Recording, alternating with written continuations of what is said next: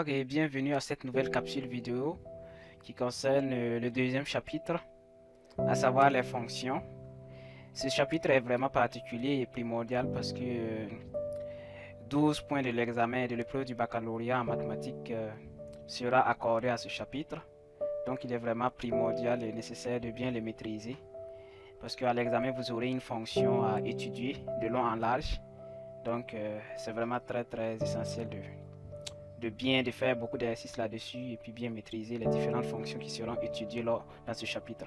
Nous allons commencer avec le premier module qui va consister à apprendre les différents outils nécessaires pour déterminer la limite d'une fonction, à connaître les différentes propriétés sur la continuité, comment savoir qu'une fonction est continue ou pas.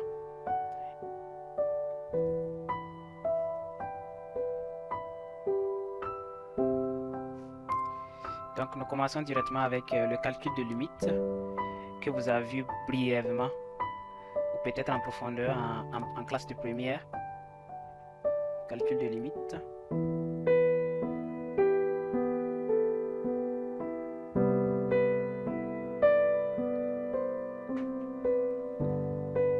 Et pour cela, nous allons d'abord déterminer les différents types de formes indéterminées qui existent.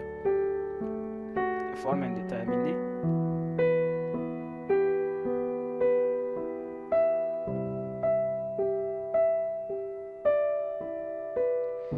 Pour ça, on en a 4 types de formes indéterminées. La première forme indéterminée qui existe, c'est infini moins infini. Pour cela, nous allons prendre un exemple, soit f de x égale à ux plus v de x.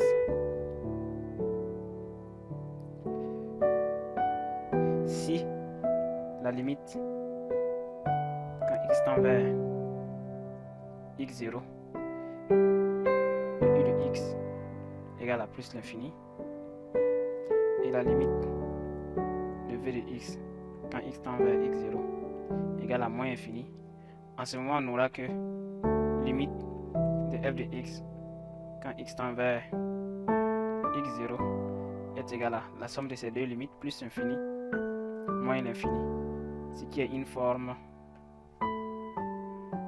indéterminée. Parce qu'avec ce résultat, on n'est pas capable de déterminer exactement la limite de cette fonction. Donc c'est une forme indéterminée. On va en abréger FI pour forme indéterminée.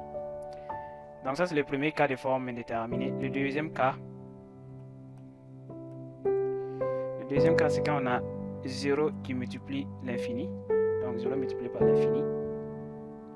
Et là aussi nous allons prendre deux fonctions, un exemple avec toujours f de x est égal à u de x multiplié par v de x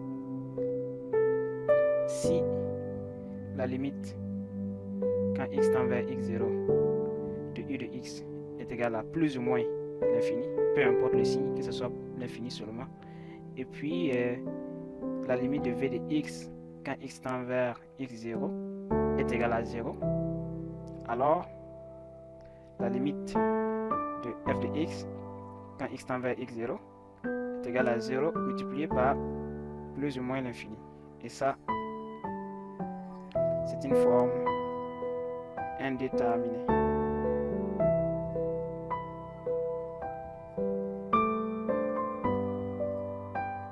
FI en abrégé. Donc ça, c'est le deuxième cas. Une fois que vous faites vos calculs et puis vous trouvez une multiplication entre 0 et l'infini, c'est que cette limite ne peut pas être déterminée de cette façon. Il va falloir passer par d'autres alternatives, soit en factorisant, soit en factorisant, ou en modifiant l'expression de la fonction. Le troisième cas,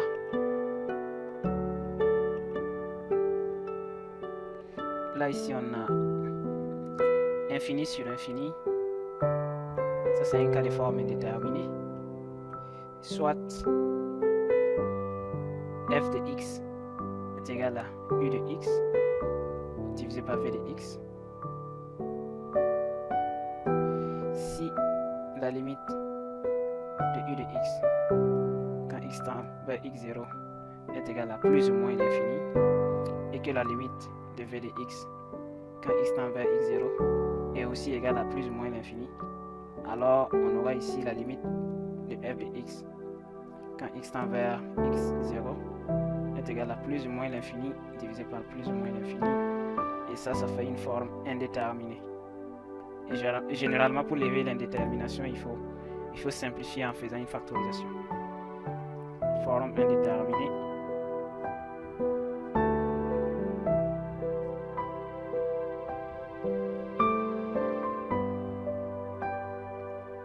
Donc ça c'est le troisième cas. Et le dernier cas,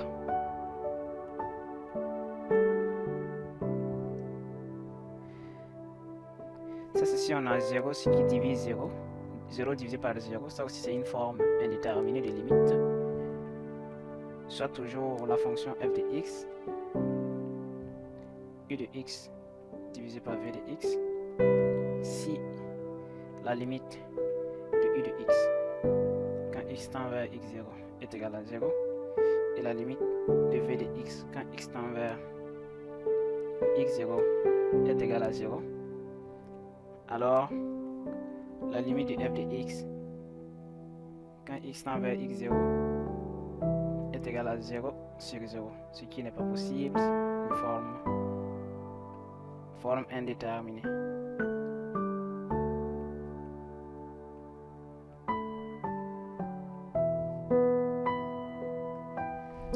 Et là, ça clore les différentes possibilités de formes indéterminées pour le calcul de limite.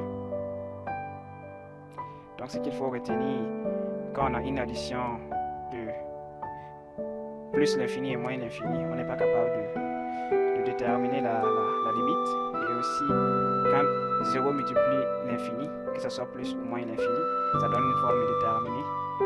Et quand on a le quotient entre l'infini et l'infini, ou bien le quotient entre 0 et 0, ça donne toujours une forme indéterminée. Nous passons au calcul de limite d'une fonction polynôme ou d'une fonction rationnelle.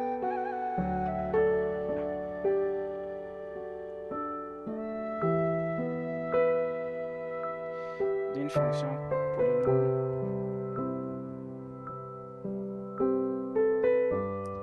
ou d'une fonction rationnelle.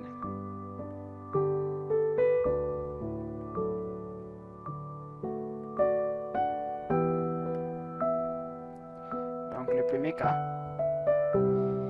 en plus ou moins l'infini, la limite d'une fonction polynôme est égale à la limite de son monôme le plus haut degré. Donc prenons par exemple f de x est égal à 3x au carré plus 4x plus 15. Le monôme d'une fonction c'est quoi? C'est les différents membres qui constituent la fonction. Donc c'est comme si c'était les organes de la fonction. Donc quand on prend un polynôme 3x au carré, c'est un monôme de degré 2, et 4x monôme de degré 1, et 15x monôme de degré 0. Donc ici, la première règle consiste à se mettre dans la tête que la limite, que ce soit en plus ou en moins l'infini, donc en plus ou moins l'infini, la limite d'une fonction polynôme est égale à la limite de son monôme le plus haut degré.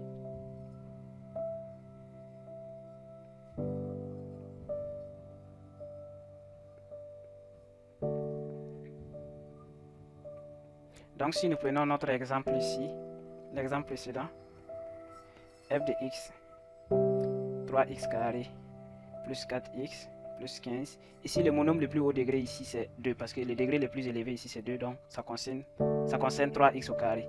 Donc ça veut dire que la limite, si on applique la règle, la limite de f de x n'est rien d'autre que la limite de 3x au carré, quand x tend vers plus ou moins l'infini.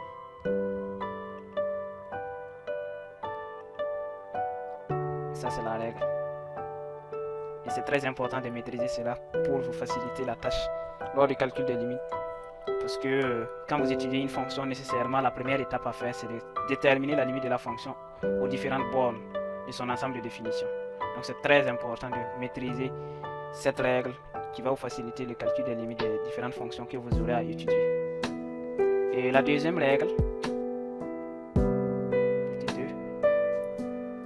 la limite d'une fonction rationnelle, donc une fonction qui est sous forme de quotient. En première partie, on a vu l'ensemble Q qui est l'ensemble des entiers rationnels, des nombres rationnels. Donc ici, quand on parle de fonction rationnelle, c'est pour dire un quotient entre deux polynômes. Le quotient de deux polynômes. On va prendre toujours l'exemple f de x. Si on prend ici exemple f de x égale à 4x au cube plus 2x carré plus 15 divisé par 3x plus 1. Ça, c'est notre fonction. Et ici, on dit en plus ou moins l'infini. Et ici, en plus ou moins l'infini, la limite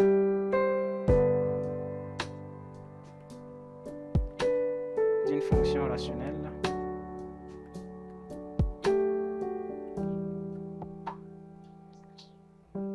est égale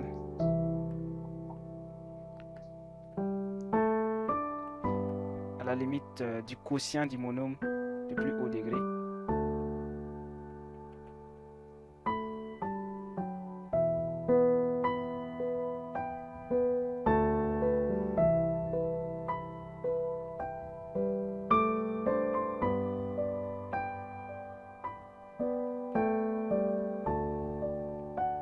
du numérateur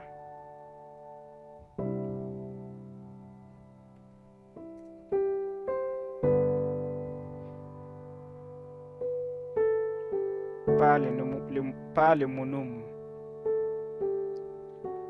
du plus haut degré du dénominateur. Donc on fait une division aussi.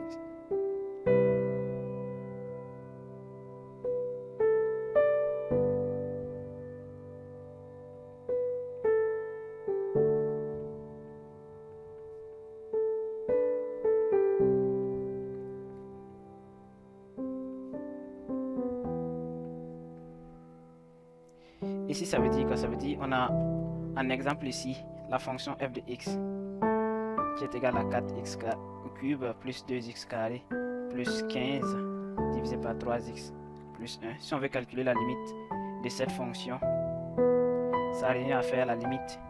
On choisit ici le monôme le plus haut degré du numérateur, ici c'est 4x au cube.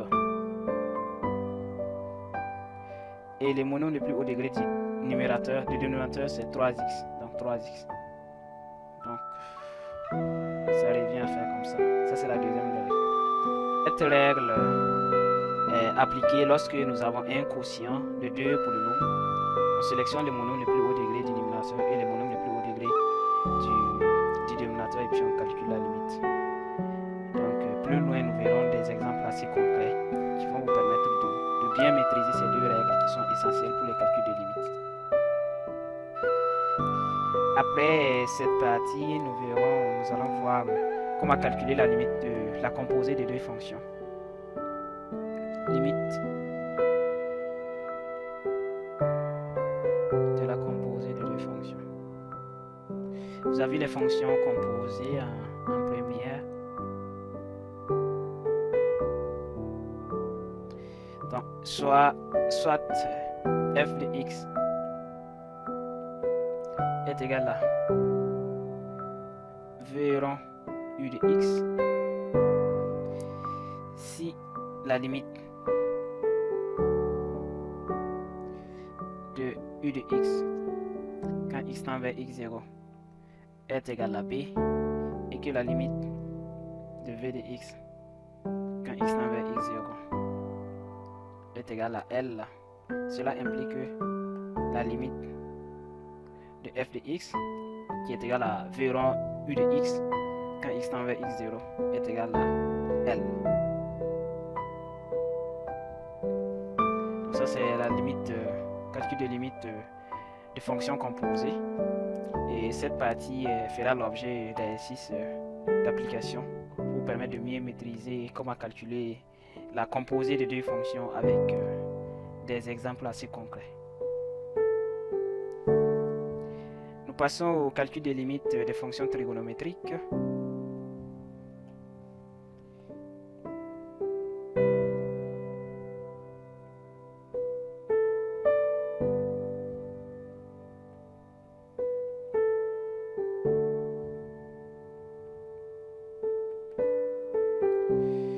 Calcul de limite des fonctions trigonométriques. D'abord, ce qu'il faut retenir, là je mets des points d'exclamation ici pour dire c'est très important. En plus infini, plus ou moins, que ce soit plus ou moins l'infini, les fonctions cosinus et sinus n'admettent pas de limite. Donc c'est pas possible de calculer la limite de cosinus ou sinus en plus infini, plus ou moins l'infini. Les fonctions cosinus et sinus n'admettent pas de limite.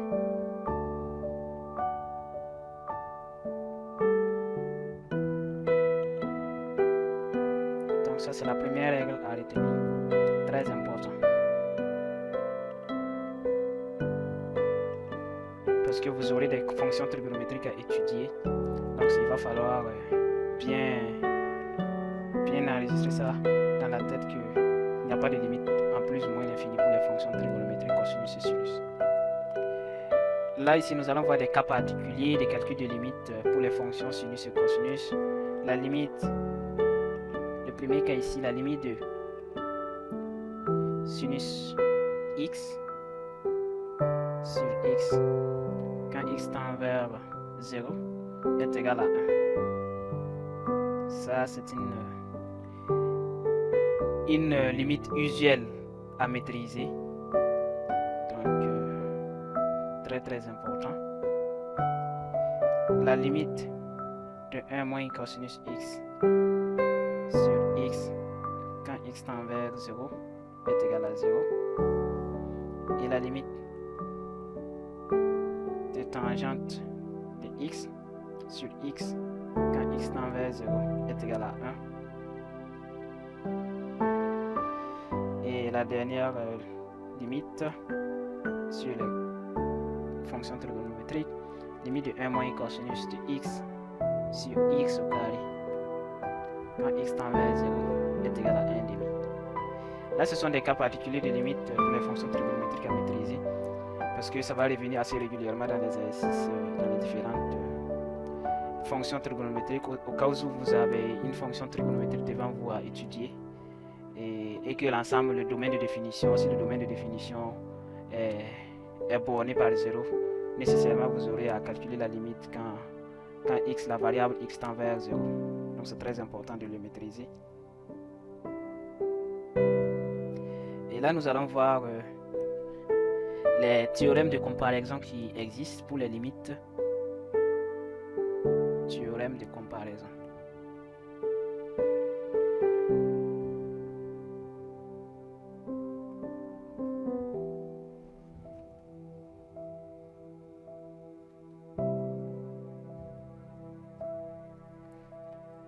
Le premier théorème numéro 1. Au voisinage de plus l'infini, c'est-à-dire quand x tend vers plus l'infini, si f de x est supérieur ou égal à u de x et que la limite quand x tend vers plus l'infini de u de x est égal à plus l'infini, alors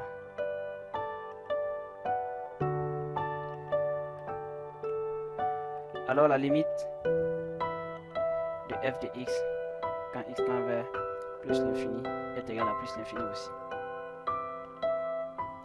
Ça veut dire quoi? Ça veut dire que si on a une fonction u de x et que on a une autre fonction f de x qui est supérieure à cette fonction u de x, ça veut dire que alors la limite, ça veut dire quoi? Ça veut dire si on a une fonction, on a deux fonctions u de x et f de x et que la fonction f de x est supérieure à la fonction u de x, si la limite de la fonction qui est inférieure est égale à plus l'infini, ça veut dire forcément que la limite de la fonction qui est supérieure, c'est-à-dire f de x, est aussi égale à plus l'infini. Donc c'est ce qu'on veut faire comprendre à travers ce théorème. Et le deuxième volet du théorème, si f de x est inférieur ou égal à v de x et la limite de v de x quand x tend vers plus l'infini est égal à moins l'infini, alors la limite de f de x quand x tend vers plus l'infini est égal à moins l'infini.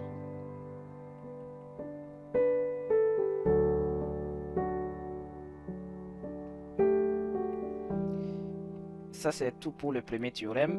Le deuxième théorème,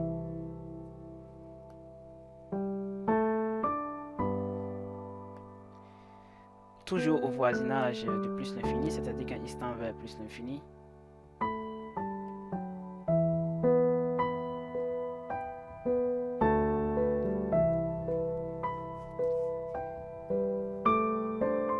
si valeur absolue de f de x moins un réel L est inférieur ou égal à u de x et que la limite de u de x quand x tend vers plus l'infini est égale à 0,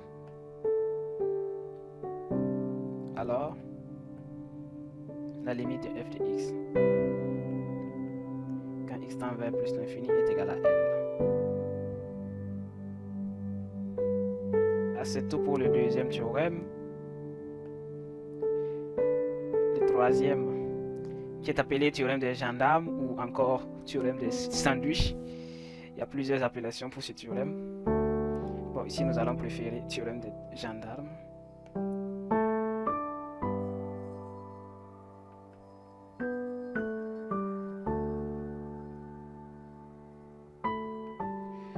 Toujours au voisinage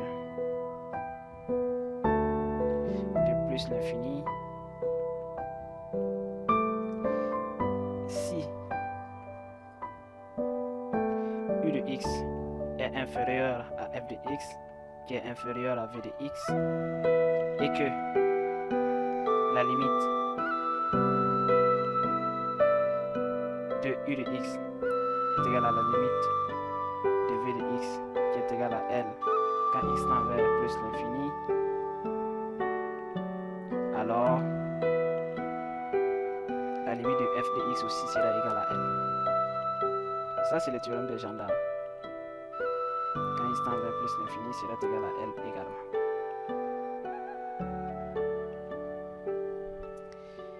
Et c'est tout pour les différents théorèmes de comparaison. Quand on dit théorème de comparaison, ça veut dire on se base sur une comparaison, c'est-à-dire soit on compare entre deux fonctions ou la soustraction d'une fonction, la soustraction d'une fonction avec un réel, tout ça pour voir comment déterminer la limite en fonction de ces comparaisons. Donc c'est pour ça qu'on parle de théorème de comparaison ici.